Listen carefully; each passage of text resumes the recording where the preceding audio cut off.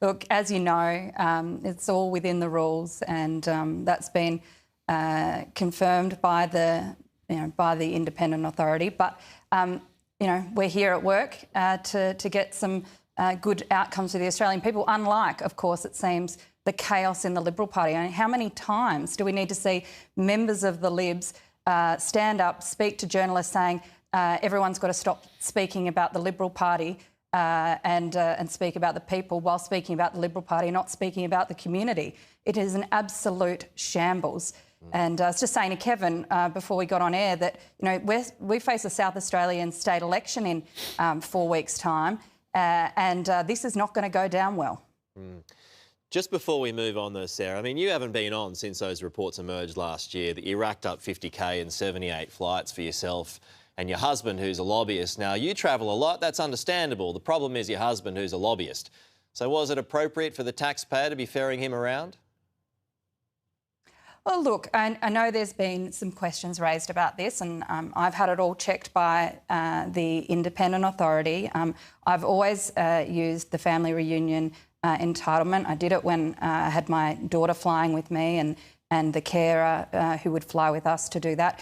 There were questions about that. People didn't like me flying my family. Then they don't like family reunion across the board. I get that, and I understand that community expectations on these things are real and that they change. It's all been above board, but let me say, Pete, I've made a decision that going forward, I'm not going to use the entitlement because it's just not worth the stress and the attention that it brings on to families. And I don't begrudge anybody else for using it. That's up to them. That's their personal choice. But going forward, I won't be. Okay, so I mean, your husband will just have to fly himself. Is that basically what you're saying? Yeah, look, we split our time between Adelaide and Canberra. That's our life. I've been doing it now for well over a decade. You travel a lot, and I want to be able to keep my family together as much as possible. So we make the arrangements we do to support each other, to keep our family together, whether it's my husband or my daughters, and that's what we do. Okay, but looking back, final one here, were those rules used in good faith in the past? Yeah, of course they were. They were always used in good faith, and I don't begrudge anybody for using the family reunion entitlement. It's there for a reason, to try and help families who... This is an unusual job, of course. You are away from home a lot, and it helps to try and keep families together. That's what it's there for. That's why the independent authority has reaffirmed that over the last few weeks. But people have to make their own choice, and I'm making mine. Right, but did you feel like you were taking the mickey in the past with all those extra family flights? No, I wasn't taking the mickey, Pete. I was within the appropriate rules as they're designed for, to keep families together and to make sure that you can have some element of family life in this job that is unusual. Okay.